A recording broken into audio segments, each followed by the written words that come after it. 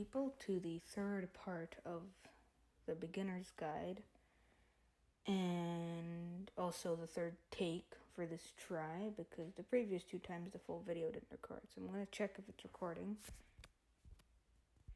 Brilliant, it's recording. Okay.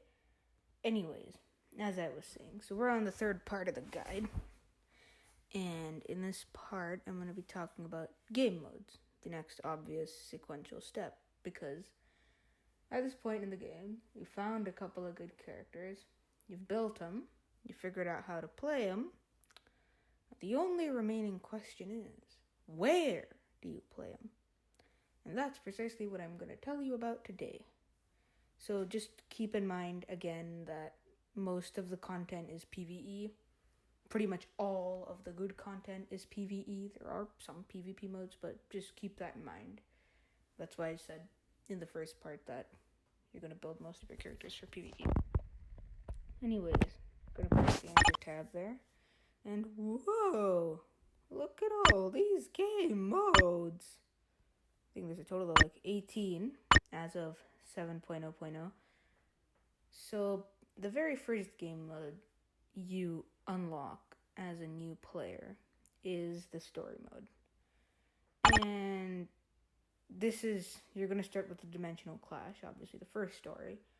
And basically as a newbie, you're just going to play that one, the normal mode, that one, till the end. All the way up until 8-3, I think was the last one. Yes, 8-3, the showdown. And you're going to play this at least once. And if you don't, why? Just do it.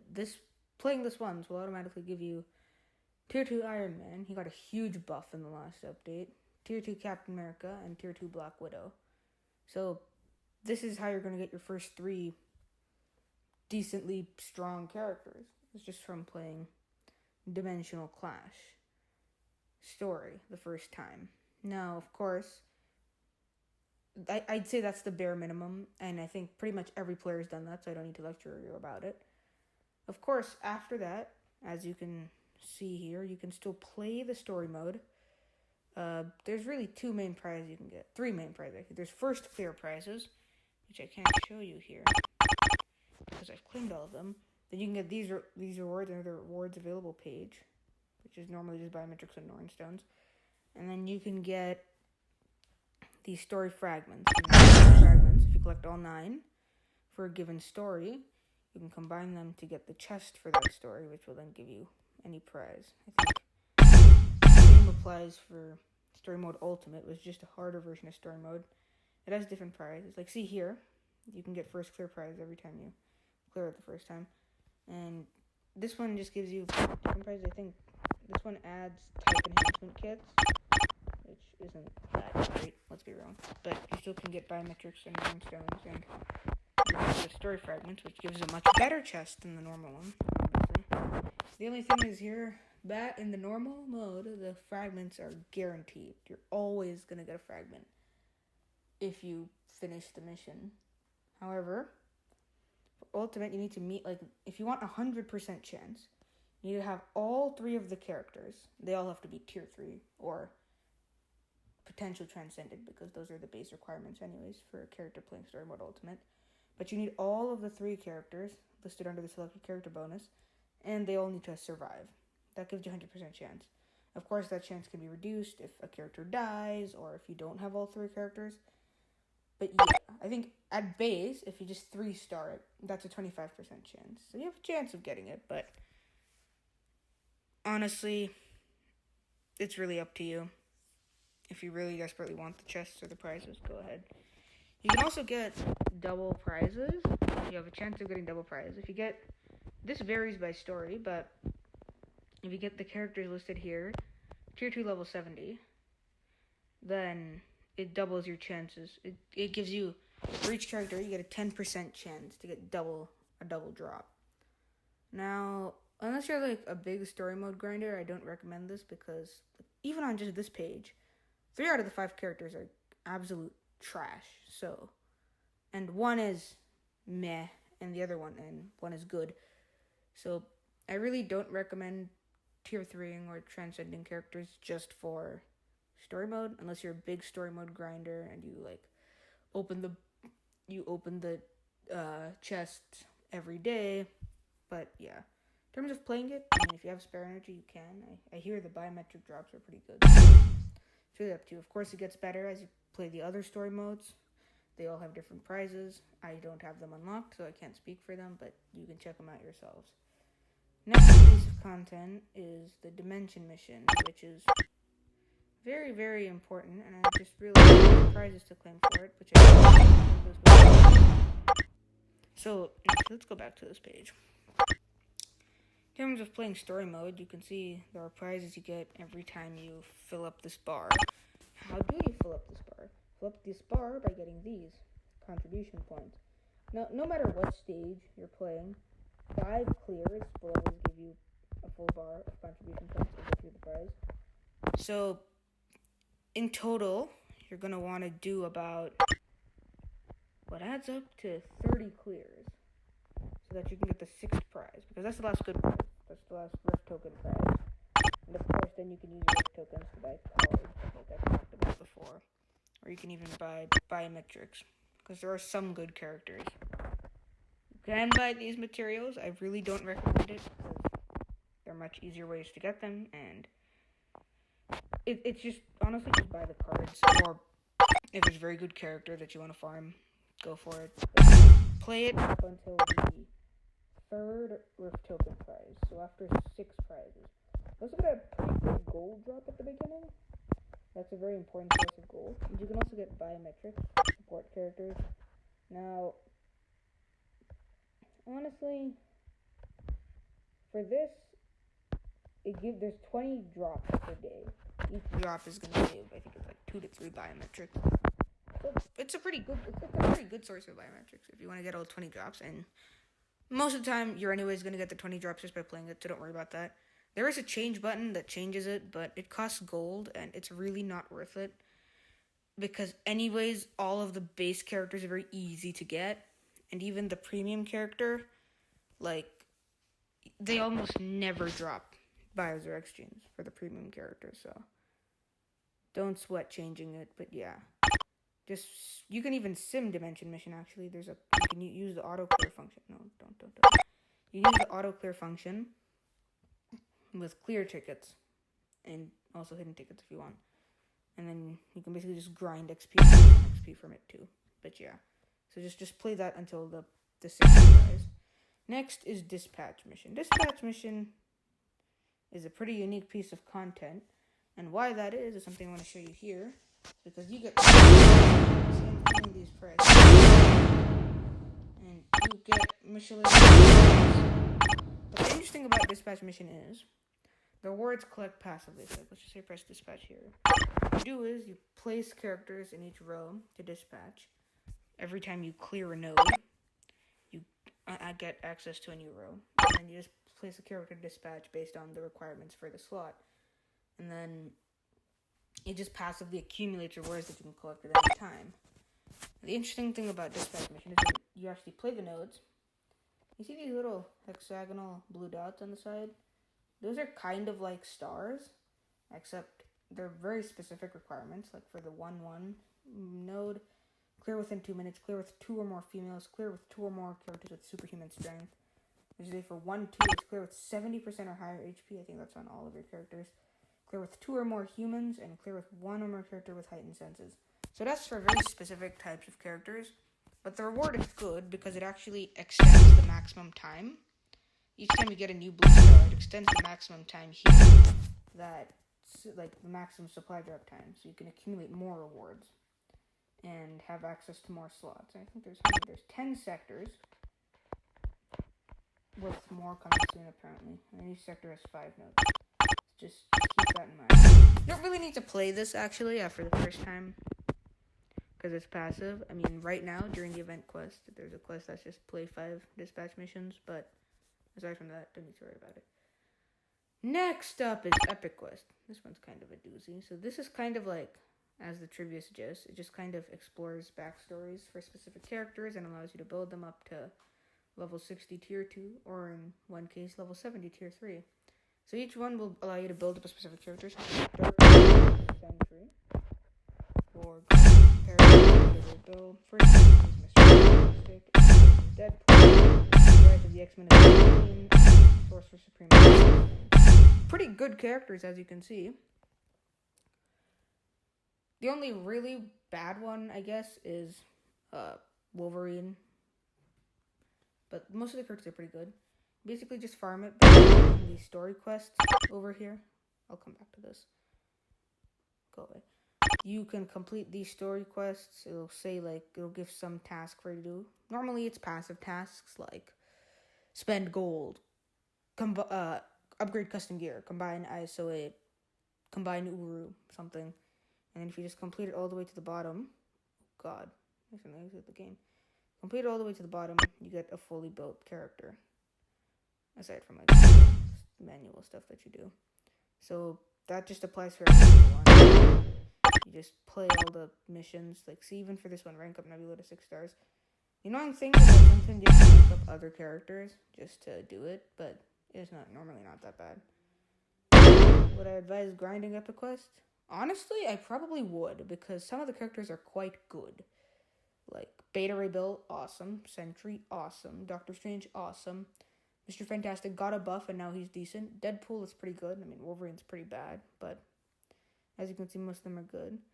More important thing is that, as you can see with Dark Rain here, there are buttons like these. And these have little node quests over here that allow you to farm biometrics for the character. Like, so for this one, it's Scorpion. So I could farm biometrics for Scorpion if I wanted to. I don't need to. I have enough for him. But you can play these quests. I think it's 3 energy with boost points, 4 energy without boost points for like all of them. And you just play them. I think better examples over here. You could play like Ancient One, and it caps out at 10. It goes for every node, and you can just get the 10. It's not actually 10 biometrics. It's 10 biometric drops. Some of the drops will have 2 or something. I mean, would I advise simming these? It depends. It varies by character. There are some good characters like Ancient One or pretty much all of the Dark Avengers are pretty good. But it's really up to the characters you're looking to build. These certain research things just require you to collect materials and then trade them in for progression. And then there's 2 other things that aren't really important for an early game player, but I'm going to talk about them anyways. You have, these are basically character collection quests for each story. And so basically you just need to get all of the characters that it asks for at the required progression, and then you can get the free character up top. And then there's also the deluxe pack for each story. I think it's always 6,600 crystals. It automatically gives you the 6-star character for whatever the character is. And then it gives you additional rewards every time you complete a node. And it gives you access to the deluxe little bio farming mission. The only really good one, I guess, would be this one, because Moonstone is OP. Who is this? Actually, Nova's a good support. Maybe you could do that. Invisible Woman, nah. Psylocke, nah. Magneto, arguably, he's got an leadership. I don't know. I don't think there actually is one for Doctor Strange. But yeah, you get the idea. So it's basically, again, pretty passive. The next one is also pretty passive, which is Heroic Quests.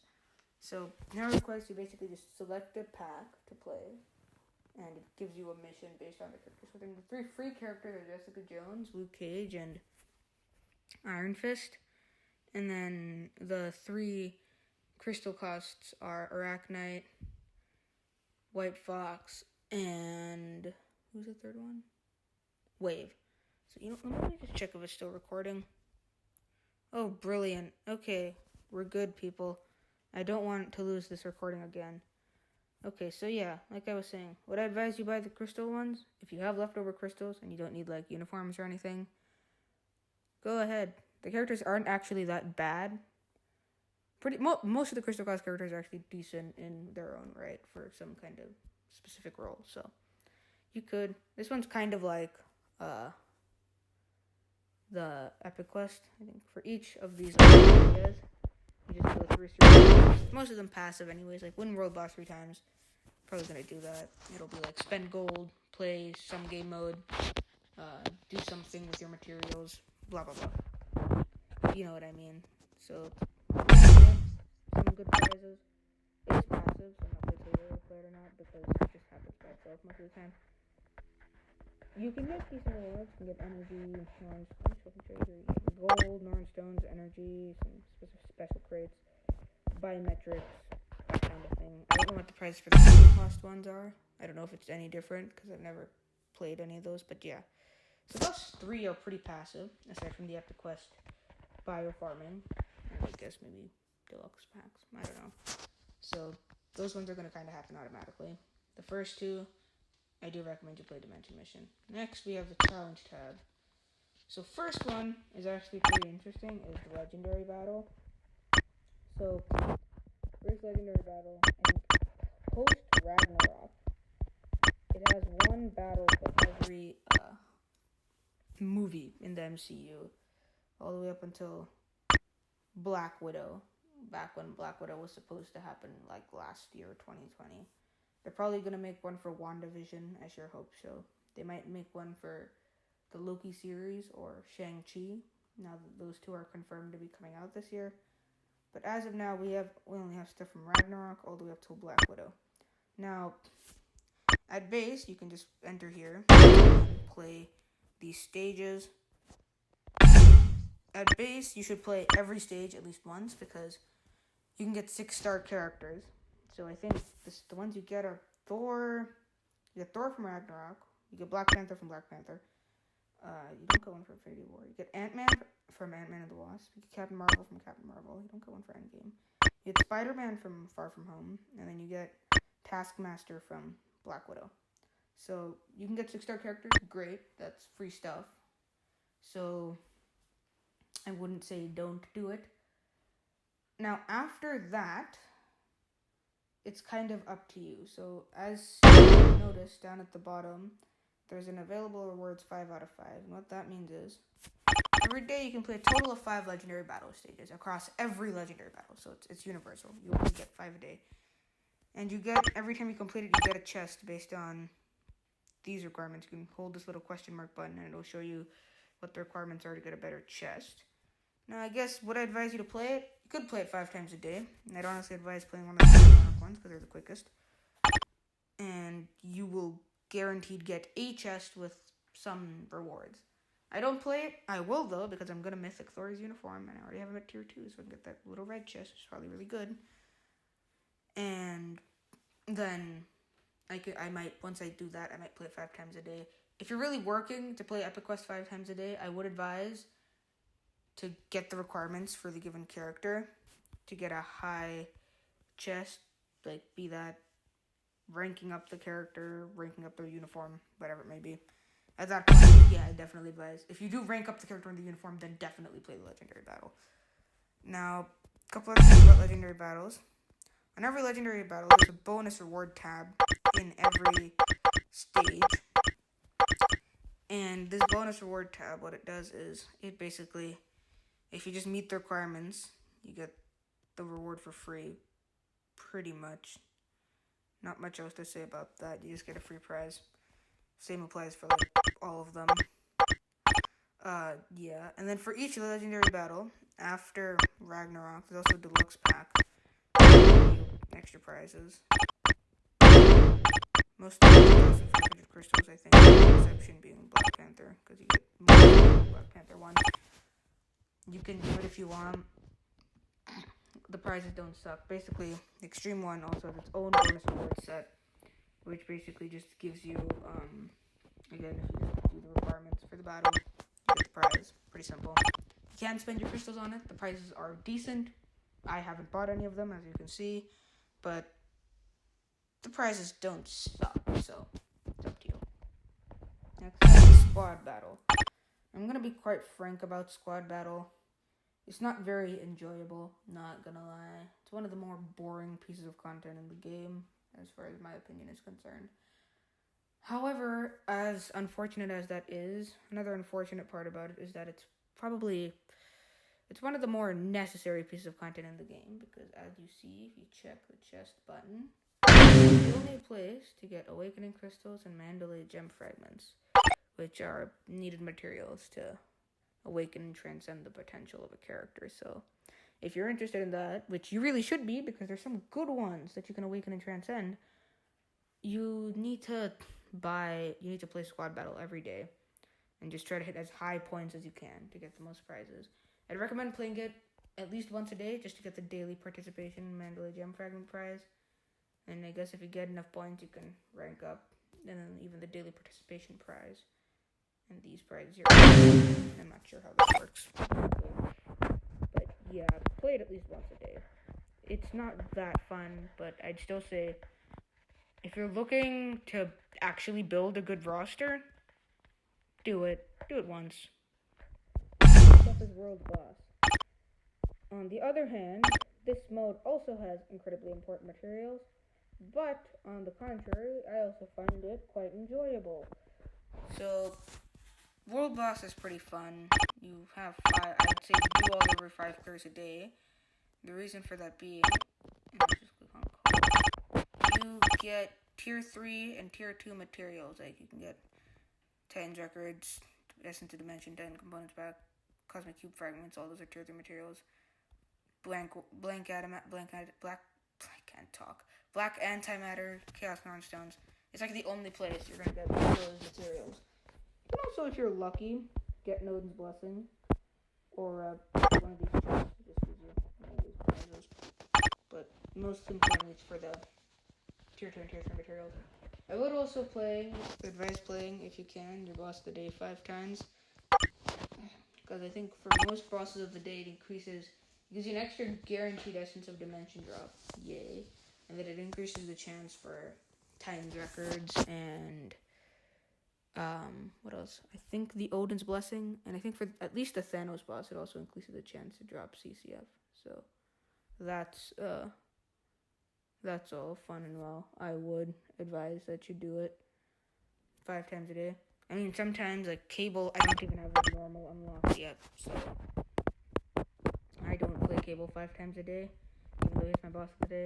But if you do have the normal, or more importantly, if you have the ultimate unlocked, then play it 5 times a day. You'll see. It's basically the only place to get tier 2 and tier 3 materials anyways. So you really should be playing it. Plus, it's fun. You can get higher stages on your bosses, and then you get better prizes, and so on. Next up is Shadowland, which is an interesting mode because basically you just climb up floors. I think the highest is like 135 or something. And then you'll play. I have for this week. It's a weekly reset, by the way. And you just select characters that you want to use. Normally there's some kind of battle tip that'll be like, heroes are better, or villains are better, or females or males are better, or like this type of attack doesn't work, or something like that. And so keep out for those tips. It makes Shadowland much easier to clear. Now, in terms of rewards, it's actually pretty good prizes every week. You can get nice amounts of gold. You can get stuff like Derp Kits, Dimension Debris, Horn Stones. Every 5th stage, I think, you also get a biometric selector. I've only come up to stage 15, so I don't know if that applies for every stage.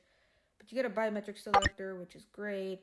Free biometrics is always nice. It's a weekly reset, so you only have to actually play it once a week. Of course, if you have enough characters to do stage 135, then for one, you shouldn't be watching this video because this is for beginners. But also, then it may be harder to go all the way up because then you're playing like 20 stages a day. Which isn't that bad because it's pretty easy if you use the battle tips and have good characters. But would I recommend playing it? Yes, absolutely. It's basically world boss with multiple opponents and different prizes, although the prizes are still good. Next up, we have the Arena tab. Now, up until this point, every single game mode has either been passive reward requirement, or I've generally recommended you play it at least once a day. Now, the Arena tab is going to be the exception to the rule, And I'm going to get into that in a second. So first up, we have timeline battle. Oh, challenger chair? I mean, sure. Doesn't matter. Oh, look at these pay-to-win people. They have the Thanos icon. Either they're pay-to-win or they got it from some other place, which I don't know how else you can get it. I'm a noob. So timeline battle is basically like the true PvP mode. You just queue up, bonus characters that are buffed, search for opponent against another player's team. I don't know if it's actually, like, if you're actually playing against the other player. I highly doubt that. I really don't think that's the case. You're probably just playing, because that would be pretty much impossible for the game's servers to handle. Realistically, for this mode, you can just, like, set up any team of 3. You don't need to build characters specifically for PvE just to play it. Like, I think I had talked about PvE builds. Like, I was gonna get into it. I had said that in the first video.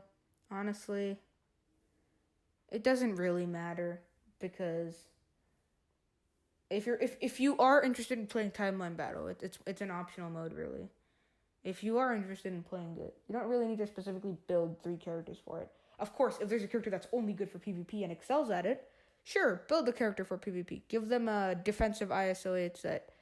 Give them a defensive obelisk or CTP. Give them defensive Uru. Stuff like that. Give them defensive uniform options. But you don't need to specifically build characters for it. Now, I am going to say that this mode is pretty optional. I mean, the only prizes you get are glory tokens, and occasionally, every time you do a certain number of battles, you get an additional prize. Glory tokens, the only really good things to use them on. You can do the glory chest, which will give you cards or Uru. I mean, you can do that if you want. You can get tier 2 materials. You can get biometrics, which are great. Advanced glory tokens, you can also get, but that's kind of like gambling, really. More like betting, actually. So I wouldn't worry about that for the time being. Only if you have like a lot of regular glory tokens. I mean, it can be boring and it can be frustrating if you get stun locked or constantly guard broken. So I will warn you of that. I'm going to quickly check again if I'm still recording. Bless the heavens, we're recording. Seriously, guys, I had to deal with such BS before where it would just only record the front part of the second half of the video or some weird glitch, so I have to keep checking up on it. Where was I? Oh, right, rewards. Because the rewards are meh, I'd say it's optional. If you really enjoy PvP, go for it. Again, it's the closest thing the game has to PvP. It's not like out and out PvP, but it's the closest thing this game is going to get to PvP. Again, play it if you want. Every mode is really just play it if you want. I'm just giving my recommendations. This one's optional.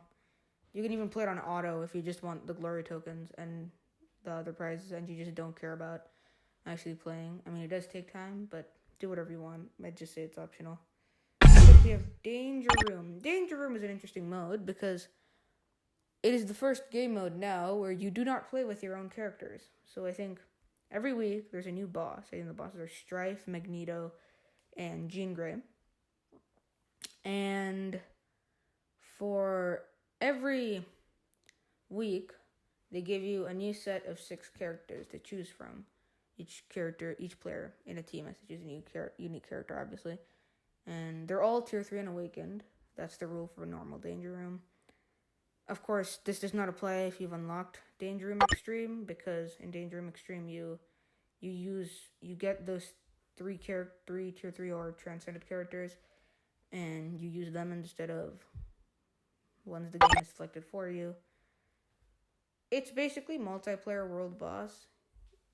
You're playing with other players in real time. This is also kind of PvP, because you are playing with and against other players, although you're just trying to kill a boss operated by a bot faster than they are. So, again, I don't really know. In terms of prizes, it's just biometrics, basically. I'd say play until at least you get the daily victory for a day, because this will drop 50 bios for any of these characters. And some of them aren't that bad. The daily entry chest drops 5 bios. The only reason I might say you want to grind 5 daily entry chests is to get either the premium bios for Magic Colossus Gambit or Weapon Hacks, or those bottom 4 ones that are just exclusive to Danger Room. Negasonic, Rachel Summers, Abomination, Professor X. Any of those 4. Because otherwise, just 5 bios for generic characters. Of course, if you want those characters, just to unlock them and then use like mega rank up tickets on them to build them up, go for it. Use your daily entries on them. But otherwise, I'd say at least play up until the daily victory. Again, of course, it's optional. It's up to you. If you really like Danger Room, play it as much as you want. I'm not stopping you. But yeah. Next up is Alliance Battle. Now, this mode has been memed indefinitely for having trashy prizes. And I mean, they're kind of bad. I don't know what we were really expecting, but they are a little bit bad. So in Alliance Battle, there's basically 2 kinds of Alliance Battle. There's normal, which I can't show you because I've done it. And then there's Alliance Battle Extreme. And basically, you have to play the normal first and completely finish it in order to access Extreme. So you play normal with whatever requirements they've given you for character selection. You pick your team. You then just fight it, get the maximum points. And then you get rewards like, I think it's just gold, Nornstones, Gear Up Kits, Dimension Debris, and I think... Oh yeah, and then 25 biometrics for whatever character they've chosen. And then Extreme has more unique rewards because this one, you don't have to complete it in order to unlock something else. And you basically just try to score as many points as you can, really. I think the highest prize is something like 7 million? I don't know. I'd say for a noob, try to hit at least 100,000.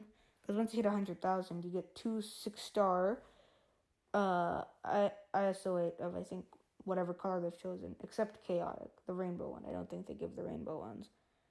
But yeah, normally Extreme is very much stricter than it is right now. There's like 0 requirements, except, I guess, use Burn if you want.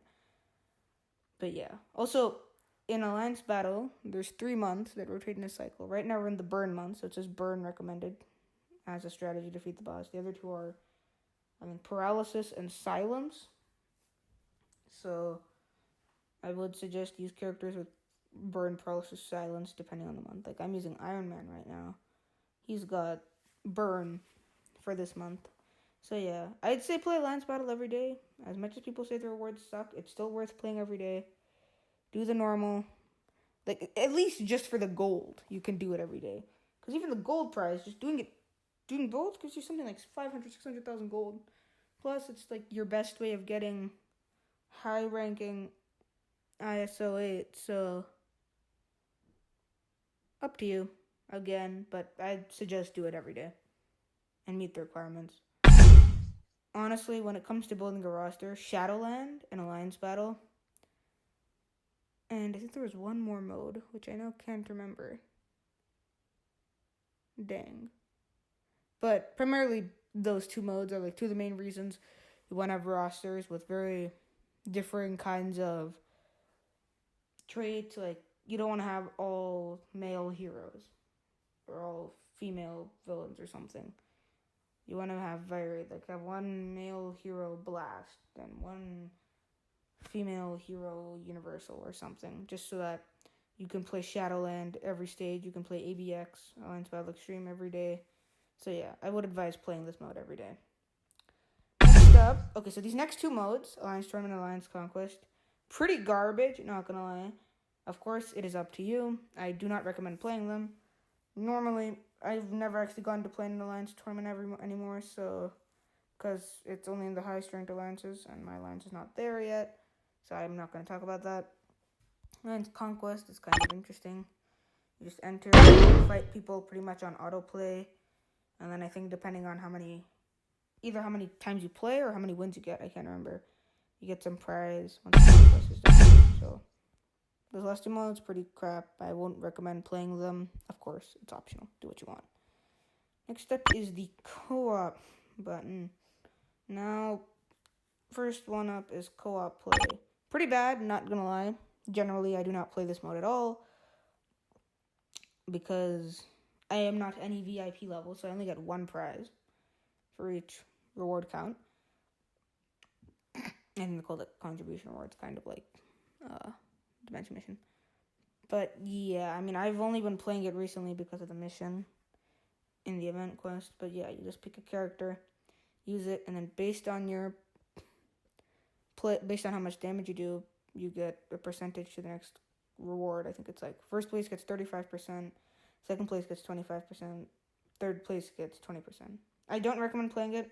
Obviously, right now I'm doing it just for the mission. Honestly, I feel like it takes more time to just queue up and actually play it because the enemy is really, really easy. And honestly, I think the same applies for the next mode, World Boss Invasion. Now, similar to... Oh, I think it just reset. How strange. Okay, anyways, like I was saying, World Boss Invasion, kind of like with co-op play, it takes a lot more time to queue up than to actually kill the boss. However, the rewards in World Boss Invasion are significantly better because you can get lots of biometrics, lots of gold. If you're lucky, you get other materials like Norn Stones, I mentioned, to re-gear upgrades, etc. So, I wouldn't put this at the top of the list for playing. If you have spare energy, I do recommend it because you can get decent prizes, and you get an even better prize, of course, if you get first place in terms of dealing damage. So, it can be fun. I mean, it's meh in terms of being fun, but prizes are certainly good. If you have spare energy, go for it. Next up, you have Giant Boss Raid. The first one here, which is actually a necessity that has to be played every day. And the one mode where it's absolutely essential that you use boost points. Why do you need to use boost points? Well, because GBR is the only mode where you can actually multiply the prize you get by using boost points. I think for every 35 boost points you spend, you get an additional prize drop. So normally you're going to get up to ×3 because you can only spend 70 boost points. It's actually pretty fun. It's kind of like multiplayer World Boss again. It's a decent piece of content. I like playing it. I play it every morning just to use up my boost points that I've accumulated overnight. In terms of prizes, I'd say at least play it until you get the 10 premium comic card tokens. If you're at the point where you're crafting your cards, which if you are, why are you watching this? You can go for all the card crafting cubes. Don't worry about the type enhancement kits, like I said in a previous video. Type enhancement is not very important anyways, although it's a nice side bonus. The CTPs, it varies by day. Now, you pretty much never get a CTP because the drop rate is so outrageously low, you never get it. The gold prize is good. A full 70 boost point investment normally will net you 100,000 gold on a victory. So, that's not bad. But yeah, at least minimum you have to get the premium comic card tokens because premium cards are just so good and get better when you craft them. So, if you play GBR every day and get the 10 tokens, you can get one premium card every month, which is awesome. The other way, of course, being fast at the here's 300. Next is pretty crap, World Event. Again, this is the second mode where you're not using your own characters, you're just using characters assigned to you from the game. Randomly, I guess. I don't know how they pick the World Event characters. Whether it's fun is up to you. I never play it. The prizes suck. It's like exclusively for the agent badge, I think. Maybe it's the hero badge. I think it's the agent badge. It's definitely the agent badge. Yes, the agent badge. Now, again, up to you if you want to play it. I honestly hate the rewards. They suck. I don't waste my time on this mode. But if you like it, you can play it. Now, that's the last official mode in the enter area. Now, as you've probably noticed by now on the bottom, there's some things over there, and occasionally those have additional modes you can play. So one is Event Quest. Now, this event quest is just missions for you to clear, so right now that's not much of an issue, but sometimes the event quest will be like, I don't know, there's one where the most common actually is it'll have 3 stages, which you can clear once every day, and then you get the event tokens, and then you can use them on either prizes or opening boxes for the event. So that's a game mode that occurs, I think, pretty much every time there's a new update. Although, whether it's an event quest with like missions or an event quest with nodes, basically. Varies. The other one is occasionally you have event world bosses. This one also pops up on updates. I don't think it pops up on every update. It does pop up on most on I think on the monthly updates. These ones pop up. This is basically just 3 additional entries for world boss. It's basically world boss normal. It's very easy. However, this one costs energy, so be careful for that. And it also has the additional bonus of dropping gold, which is good.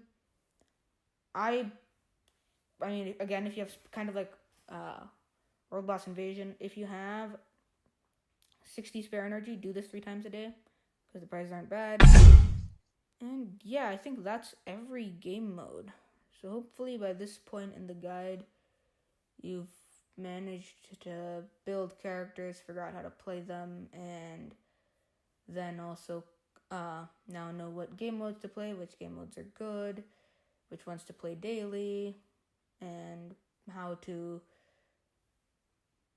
I might do more videos in this series about how to play each game mode and how to optimize prizes, or even I might do something about like how to get which are the best characters to build up, because in the last video I didn't really talk about that.